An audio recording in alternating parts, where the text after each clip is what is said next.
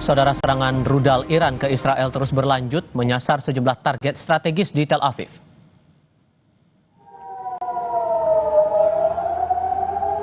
Sejumlah rudal balistik Iran kembali terlihat di wilayah udara Israel untuk merespons serangan Iran. Israel berupaya menembak jatuh rudal-rudal yang ditembakkan Iran. Sebelumnya, Garda Revolusi Iran memamerkan serangan rudal yang ditembakkan ke wilayah Israel.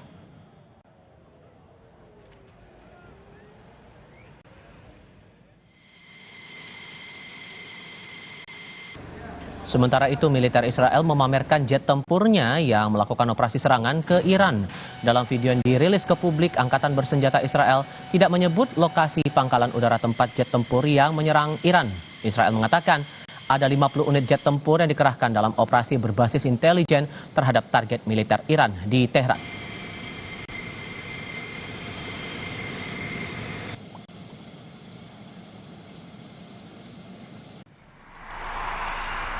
Meningkatnya ketegangan Israel-Iran membuat Amerika Serikat menempatkan 4 unit pesawat angkut angkatan udara di sebuah bandara di luar kota Pafos, Siprus.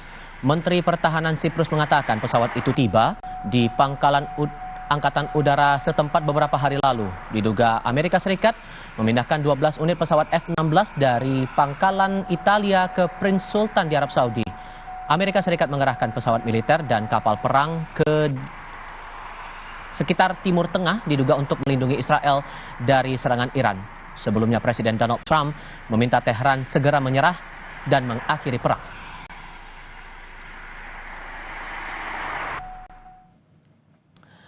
Perlu dipahami, saudara, Iran dalam perang menghadapi Israel mengandalkan sejumlah pesawat lamanya seperti F-14A Tomcat, F-5E Tiger, F-4 Skyhawk, lalu ada Sukhoi Su-24, Mikoyang MiG-29 dan Chengdu F-7. Angkatan Udara Iran di atas kertas kalah kualitas dari Israel. Pesawat tempur Iran sejauh ini hanya terdiri atas 2 generasi. Terdiri dari generasi di era kekuasaan Wang Pahlavi diperoleh dari Amerika Serikat. Kemudian di era pasca revolusi diisi oleh pesawat dari Rusia dan Tiongkok. Di sisi lain, kekuatan Angkatan Udara Israel diperkuat jet tempur pesawat F-35I, F-15 dan F-16 yang telah mengalami modifikasi. Untuk pesawat tempur, Israel disokong sepenuhnya oleh Amerika Serikat. Armada udara Israel yang terbaru dan paling canggih ialah F-35I yang sudah dibekali dengan kemampuan siluman dan dapat mengeliminasi sejumlah target dalam waktu bersamaan, baik target di udara maupun di permukaan.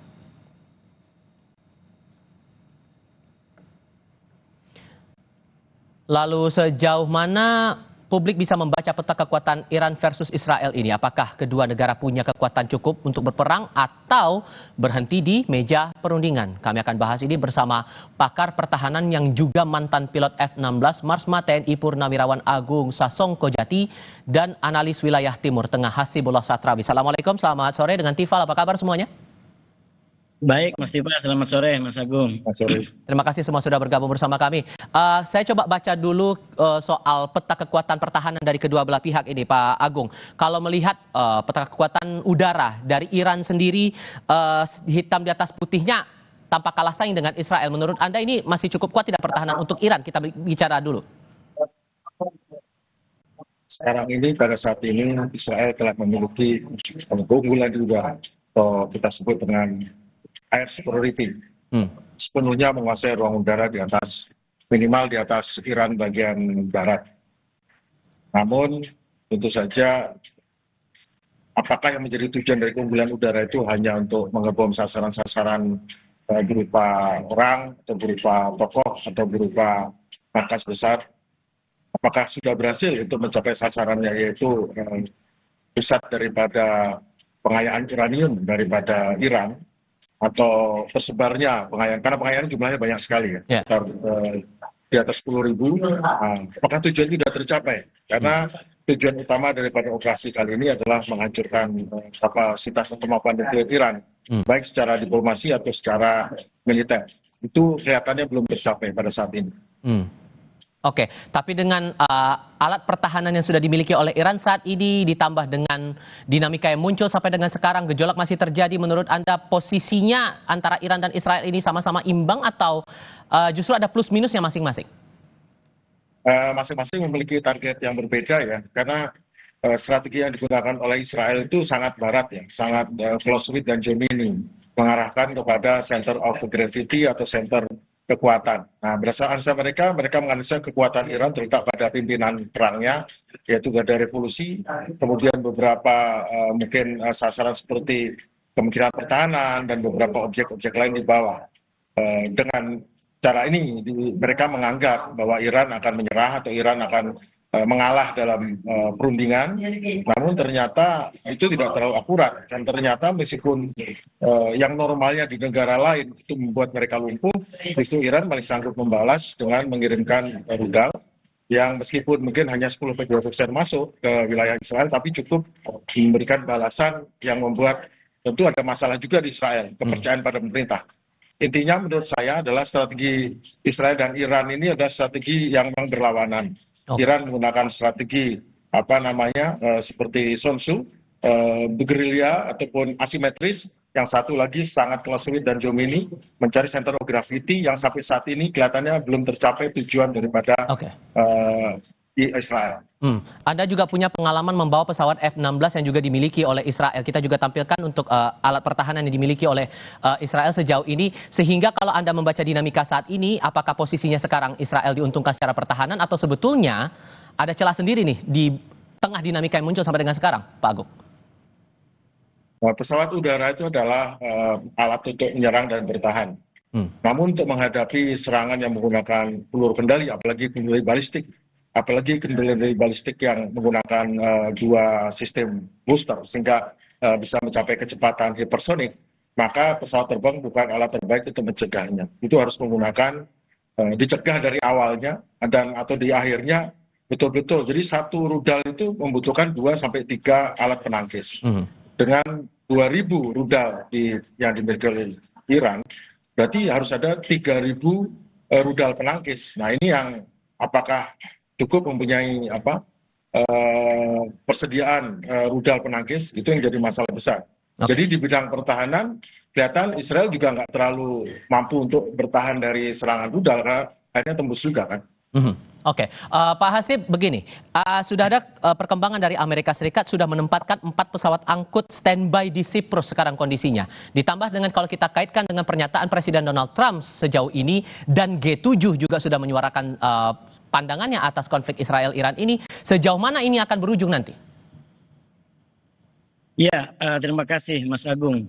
Saya di waktu yang cukup singkat ini, saya tetap ingin memulai dari empati kita semua kepada para korban dari kedua belah pihak, sembari berdoa semoga perang ini tidak berkelanjutan, menimbulkan penderitaan bagi kedua masyarakat sipil terutama.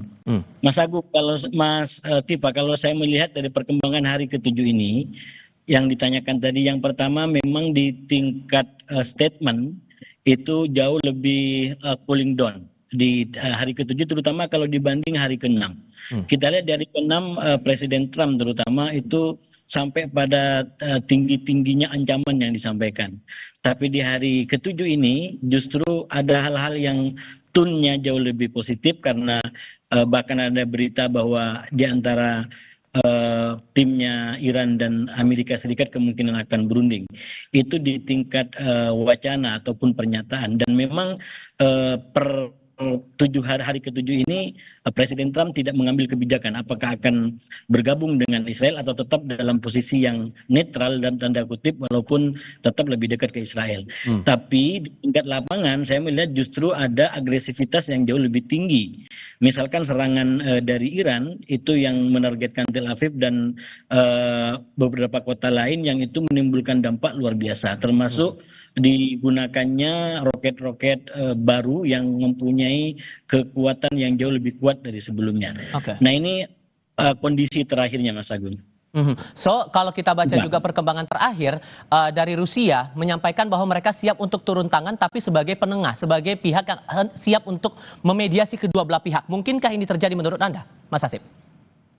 Ya, kalau kita membaca dalam perkembangan yang begitu cepat ini, memang kita nggak bisa jangka panjang. Kita harus day to day, karena situasinya begitu cepat. Nah, kalau dibaca dari Rusia, menurut saya Rusia dan beberapa negara lain di tingkat statement paling tidak itu masih begitu abstrak ya, masih begitu abstrak dan justru yang begitu jelas itu adalah peningkatan-peningkatan terutama di level pendukung-pendukung Israel yang sangat kuat menyampaikan hal-hal yang sifatnya dukungan di tingkat wacana tapi belum menjadi tindakan konkret.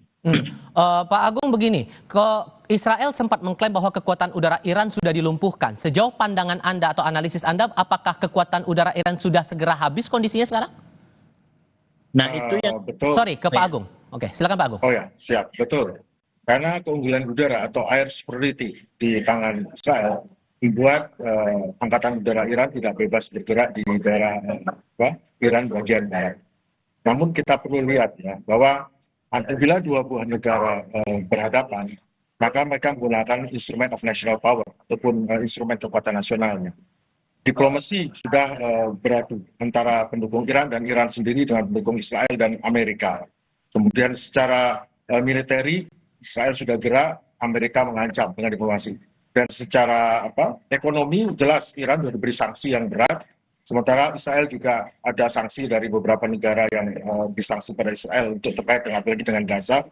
Namun semua ini baik instrumen ekonomi, instrumen militer dan instrumen diplomasi itu semua diliput oleh instrumen informasional. Instrumen informasional ataupun perang informasi ini yang membuat sesuatu yang kecil menjadi besar, yang besar dikecilkan. Nah sekarang kekuatan daripada perang informasi atau instrumen informasional ini yang sedang beradu. Nah, ini yang membuat opini publik menjadi berubah. Yang satu melaksanakan serangan dengan serangan informasi seperti ini, yang lain juga dan juga bertahan secara informasi, buzzer-buzzer berjalan. Nampaknya lihat di negara barat mereka selalu pro dan mengurangi, kelihatan Iran kurang, Israel besar. Kemudian sebaliknya pendukung Iran membuat sana kelihatan Israel tidak terlalu sukses, Iran sanggup bertahan. Bahkan bertahannya Iran, serangan Iran yang sukses 10-20% itu seolah-olah 100%. Sementara Israel yang menyerang mungkin cuma 50% jadi 100%. Akhirnya kita bisa melihat bahwa ini tetap bahwa diplomasi dan perang, semua komponen itu adalah hanya bergantian. Jadi militer dan diplomasi itu hanya bergantian cara, karena memang perang itu alat sah untuk menyelesaikan konflik. Oke. Gitu. Sehingga Mas Hasib, karena dua-dua pihak ini saling menganggap satu sama lain sebagai musuh, apakah ini posisinya akan semuanya selesai dalam masa perang seperti ini atau justru bisa selesai lewat perundingan menurut Anda? Ada pihak yang menjadi penengah di sini menurut Anda? Di dalam sejarah manapun kalau perang itu kekuatannya berimbang, ya itu mau tidak mau adalah kompromi. Kalau itu berimbang. Nah sekarang ini terus terang secara de facto ini kan masuk kepada keberimbangan kedua kekuasaan. Jadi nggak bisa lagi ada klaim bahwa ini yang menang, ini itu tidak bisa. Faktanya roket-roket itu saling menyerang gitu. Nah oleh karena itu suka tidak suka dalam pandangan saya kita akan melihat kompromi pada akhirnya yang akan berakhir pada kesepakatan di antara kedua belah pihak. Dan itu kita nggak bisa memprediksikan kapan dan seberapa dekat atau seberapa lama lagi. Tapi kalau terus begini, walaupun secara politik dengan imbang ini Iran yang dimenangkan, karena Iran menjadi penyeimbang baru, penguasa baru dan kekuatan baru di Timur Tengah. Tapi secara fakta lapangan peperangan tetap aja kalau berimbang begini maka harus berakhir di perundingan. Demikian. Tapi sesungguhnya Mas, AS kan sudah menyatakan dari berbagai dinamika yang ada sekarang membantu Israel. Apakah Iran juga secara tidak langsung punya backing Rusia dan Tiongkok dan kemungkinan bisa turun tangan juga dalam konflik ini?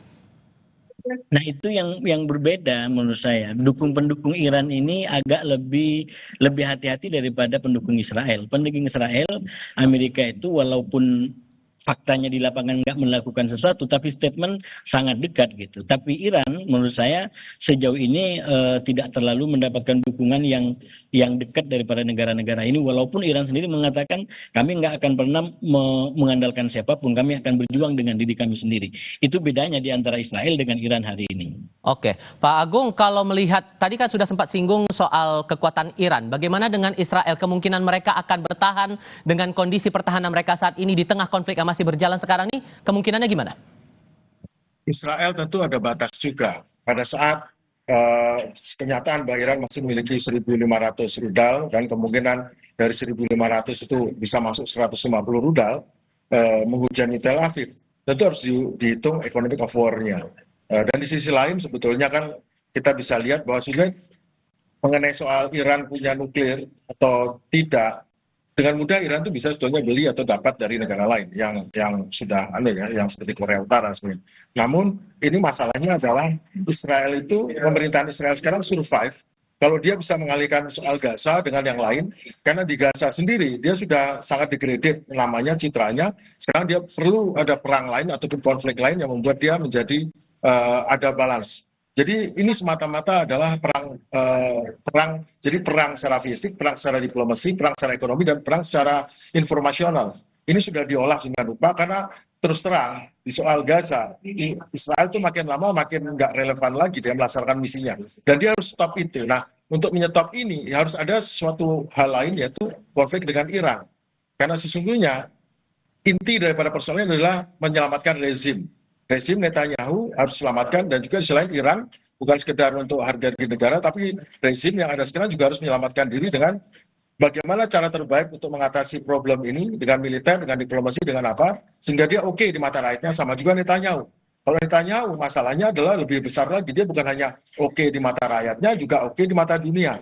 Sebetulnya terus terang dari segi strategik Israel itu agak di bawah ini, dia agak sangat, karena genocide, pembantian orang itu kejahatan internasional dan itu tidak akan dilupakan. Citra Israel sebagai kumpulan orang-orang yang tertindas dalam Perang Dunia Kedua sekarang sudah berubah menjadi citra betul-betul tangan kanan penjajah, mewakili kolonialisme, mewakili kapitalisme, dan yang buruk-buruk ada di situ. Kalau Anda membaca sendiri, Pak Agung, kemungkinan negara lain ikut turun tangan dalam konflik ini seberapa besar? Dengan banyak pernyataan sana-sini yang muncul, kemungkinan eskalasi bakal lebih besar, apakah akan terjadi dalam waktu dekat? Membaca pernyataannya saja dulu sekarang. War of attrition, perang atrisi. Pada saat perang besar sudah lewat, maka ada perang atrisi, perang gerilya atau perang ini. Sekarang diam-diam mungkin ada yang belum tahu ya, dari Pakistan sudah nyebrang itu peralatan senjata. Dan apakah kebebasan dari ruang udara bagi pesawat Israel itu akan bertahan selamanya? Belum tentu.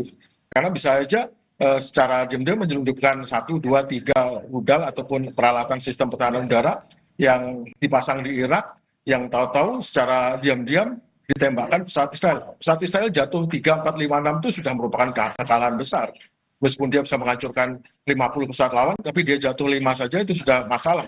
Karena Israel terkenal sangat melindungi warganya, sangat ahli, sangat pintar, sangat cerdik. Tetapi kan sekarang sudah berubah itu. Dia ternyata nggak sehebat itu, nggak sebaik itu, nggak seideal itu, nggak secanggih itu juga. Ternyata bisa dihajar oleh Iran, yang Iran tanpa ragu-ragu menyerang Israel dan tanpa ragu menyerang pangkalan udara Amerika loh. Iran tuh dengan beraninya dan tidak takut.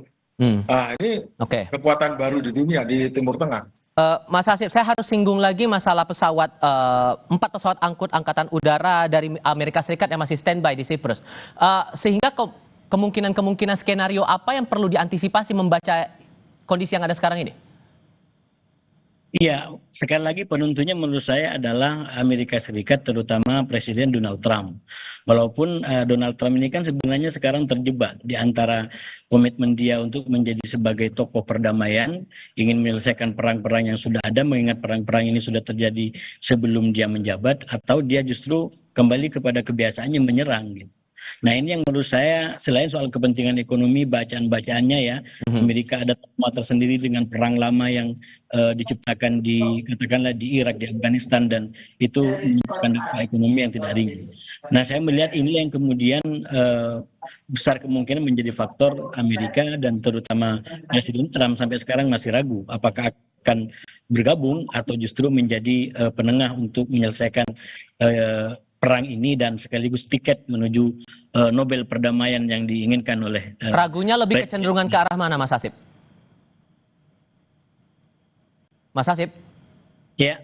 Keraguan Anda itu lebih ke arah mana? Apakah aspek ekonomi yang juga dipertimbangkan, aspek politik, atau ada faktor lain sesungguhnya di sini? Dua-duanya menurut saya sekarang lagi berada di tengah. Bukan kita sebagai pembaca yang ragu, memang yang dibaca yaitu Presiden Trump yang sedang ragu Makanya walaupun situasinya udah sangat darurat kemarin, kenyataannya belum ada keputusan yang diambil. Jadi ini juga menunjukkan bahwa perkembangannya sangat cepat dan Amerika sendiri masih mengkaji kemungkinan-kemungkinan yang ada. Anda sependapat juga Pak Agung di sini atau punya pandangan lain Pak?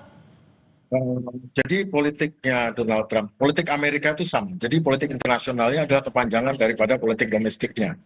Di sana Trump itu berasal dari Republikan dan di sisi lain ada Demokrat. Keduanya bertentangan. Kalau Demokrat sangat liberal cenderung, kalau Republikan cenderung konservatif. Namun masalahnya dua-duanya sama-sama memiliki pendukung dari pro-Yahudi, pro-Zionis. Nah, ini masalah. Jadi Trump tidak mau kelihatan terlalu anti-Israel. Semuanya kelihatan pro-Israel, tapi pro-Israelnya sejauh mana? Apakah pro-Israelnya pro betul-betul sampai habis-habisan atau pro hanya mendukung sampai batas tertentu di stop?